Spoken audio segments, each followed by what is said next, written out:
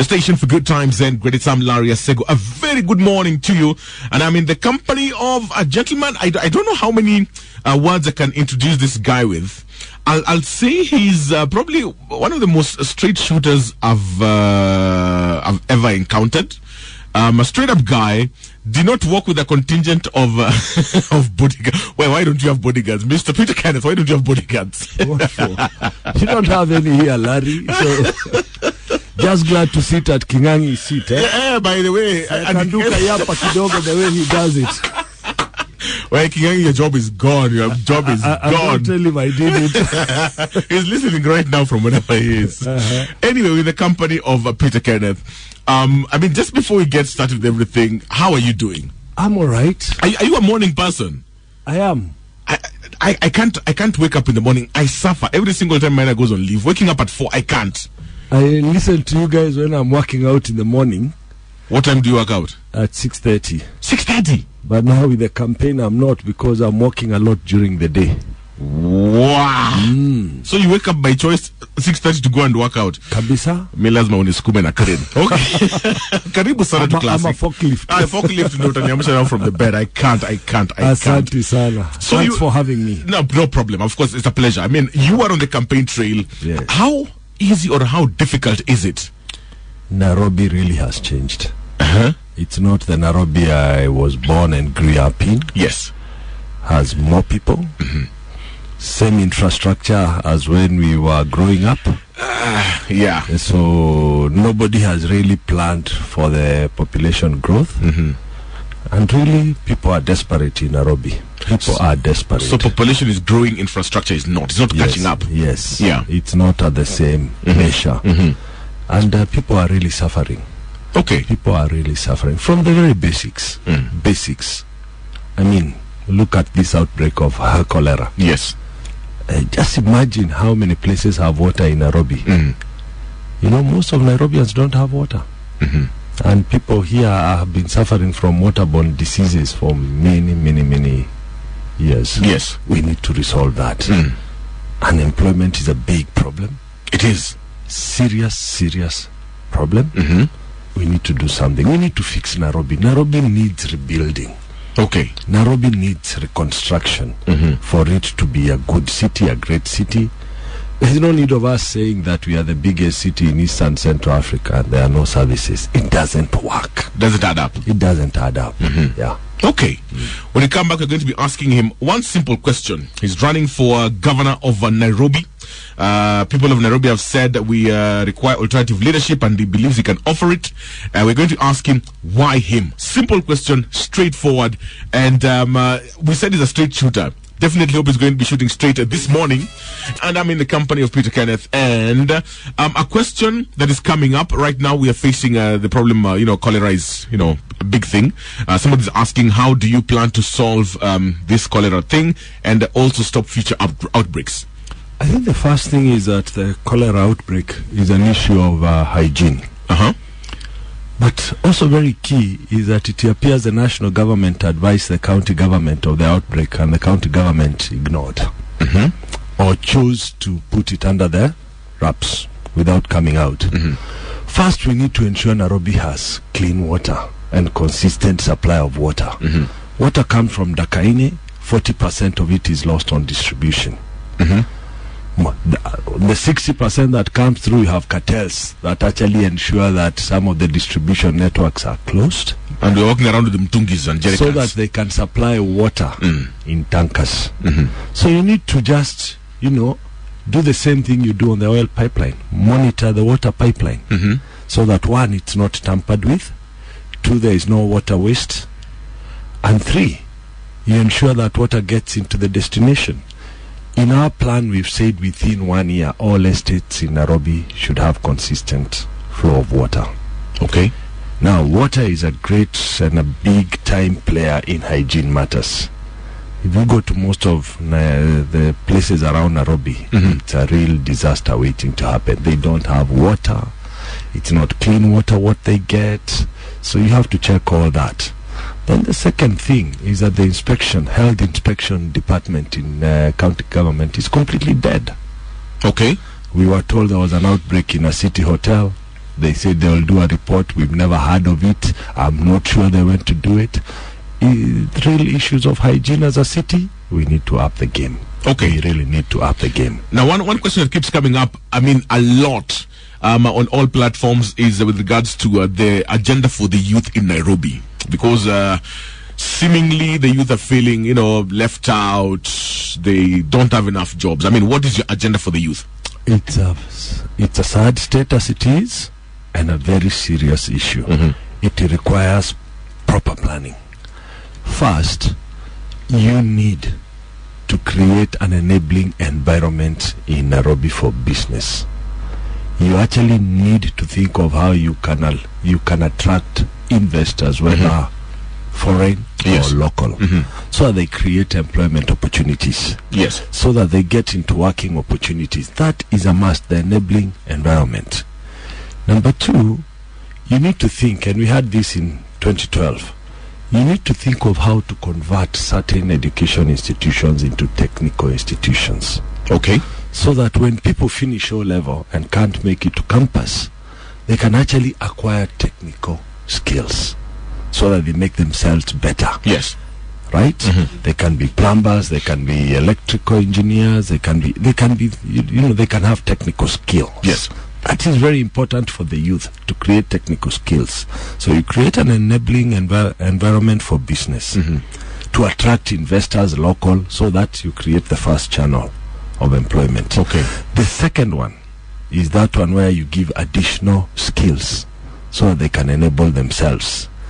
The third one, and is important, and I've said, the appetite for the county's revenue has killed a lot of youth who wanted to do small enterprise business, because the licensing is too much. You have to balance the licensing, the revenue collection, and creating a business environment.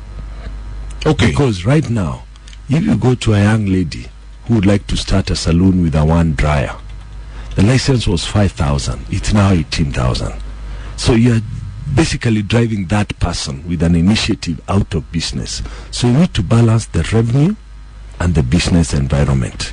So if you put those three together, we should get going.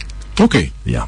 Okay, when you come back, we're going to be talking about the thing about industrial training, because I do believe it is the biggest job earner for the country. Not every single person has to work in an office. When it comes to matters industrial training, it's a core thing. We'll come back to that in a short while. Also, in case you've got any other questions, you can ask them. I can see them coming on Twitter, asking what are we planning to do with the garbage, because it is choking Nairobi. We'll present a question to Peter Kenneth in a short while. And also, if you have any questions, you can send them through. You can text 22494. You can call me on 0711 046 We are with Peter Kenneth. He wants to be your governor in Nairobi. So Nairobi, what questions do you have for him? Let them come through. And one question that I will ask you straight up: why you? Thank you, Larry. First, I'm a Nairobian. Born and bred. Lived all my life in Nairobi. Okay. Seen Nairobi in better days and seen it in the state it is now. Now, the current county government, led by Kidero, for the last 4 years, they were allocated 100 billion. That translates to 69 million a day. I visited 54 wards in the last 6 or 5 weeks. You can't see anything tangible that the current county government has done. So it's a consistent failure. When we had the debate, I was actually shocked at his response when I said of how much has been allocated. He said, 55% is salaries. Yeah, because there's always the issue of recurrent expenditure. Yes, then another 28% is a recurrent expenditure. So at around 90% of his entire revenue and allocation goes to just salaries and recurrent. So he has no money to grow Nairobi. You can't just take that for another 5 years.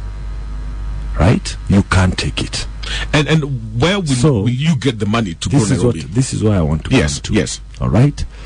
And I responded to that question you've just asked in the debate. I said you need to create profit centers within that allocation and revenue. You really need to, so that you can have money. You can have money for development. You can't just be on recurrent and salaries. It will not work. At this pace, Nairobi will come down. So the current government is actually a consistent failure. Right? Now, the second guy who wants to come in was supposed to oversight. So first of all, as a senator, he failed to oversight. Right? Okay. He himself has admitted he will be playing the political game, that he will look for people under him. Yet the express authority of a county is in the governor, not in the people you'll bring down there. Right? So he wants to abdicate from day one from being governor of Nairobi. And believe you me, he will be an unmitigated disaster for Nairobi if his past is to go by. I'm saying I understand the problems. I will have solutions. I will have timeline for solutions. I have a proven track record of delivering, right? Because what Nairobi needs is service delivery. I will deliver them. When I say I'll clear garbage in 90 days, I really mean it. That in 90 days, we'll go out there and collect all the garbage, right? And we'll put effective plans of collecting garbage every week, right? When I say every estate in Nairobi will have water within 1 year, we will work towards it. I think there's a lot of waste. We will save money. Nairobi requires a good manager. We will save money to deliver services. Okay. That is the why you part. Yes. Okay. Answered conclusively. Of course, the gentleman who also running for Nairobi governor, you have a right of reply. They can, no problem. Yes, you have right of reply to what Peter Kenneth is saying. But he's presenting his agenda to you in Nairobi. And if you're in Nairobi, come 9th of August, we will have decided who is going to be the next governor. He's giving you his vision, he's giving you his plan. In case you've got any other questions, you can text 22494. You can also tweet them in. Let's ask the questions. Let's have this candid conversation. Somebody is asking with regards to profit centers. Yes. You need to create profit centers from the money allocated to grow Nairobi. How are you going to do that?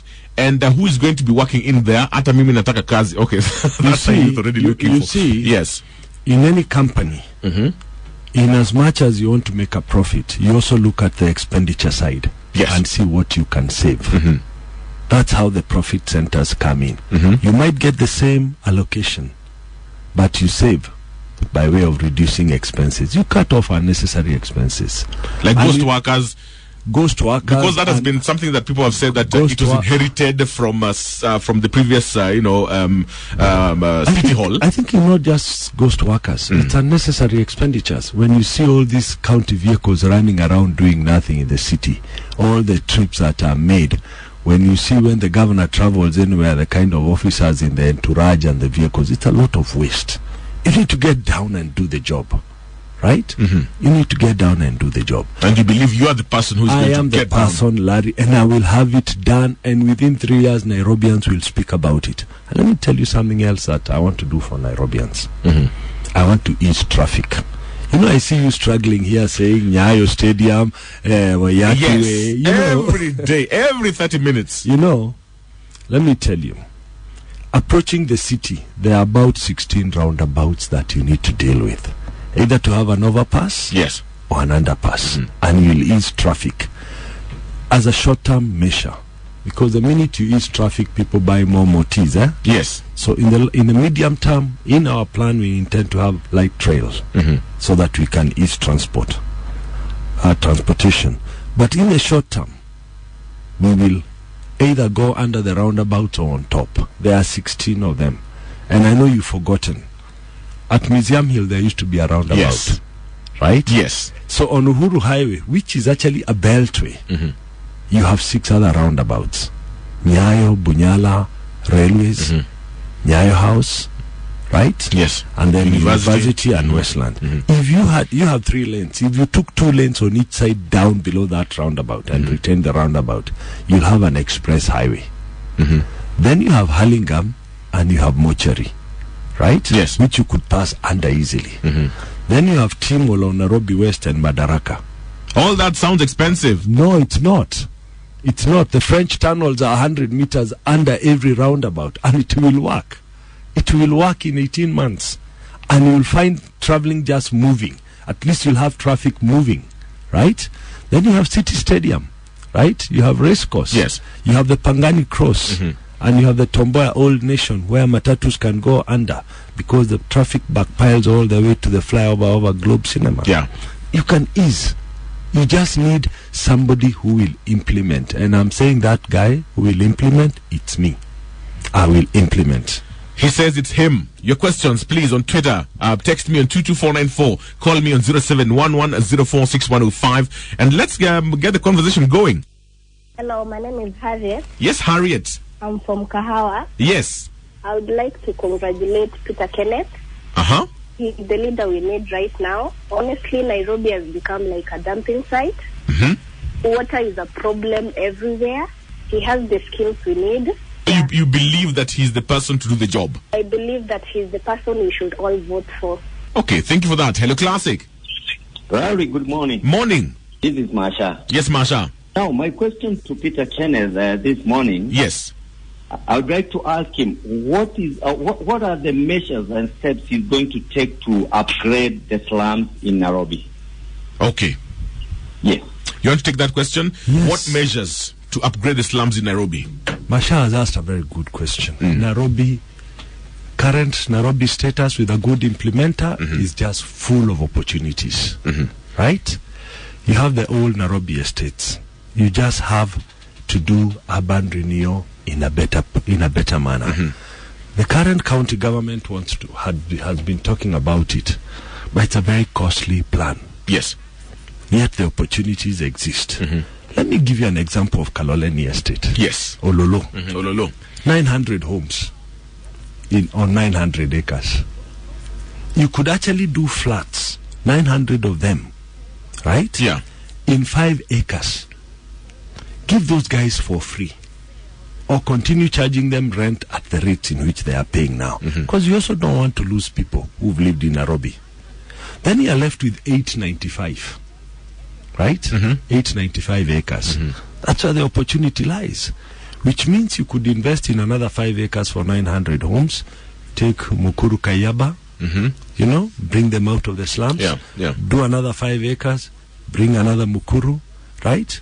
You go to an estate like Bahati, redevelop it, bring people from Kiambio. So the opportunities are there, but it's not a short-term thing. Okay. It is in the long term. Okay. In 5 to 10 years. But you need to plan it now. Because it's a just opportunity, and you'll have financiers all over who would be willing to do it. Because even if you are to do 50 acres out of that 900 acres, you still have a lot of land left, yeah. You could give a developer another 50 acres for him to do commercially, but you've created very many flats on 50 acres. Yes. Right? You could do it, which is about 9,000 flats if you did 900 on 5 acres. It's about 9,000 flats. So that you also upgrade the living standards of many Nairobians. Let me tell you, it's pathetic when you go to those slums. It is pathetic. How people just survive, it's by God's grace.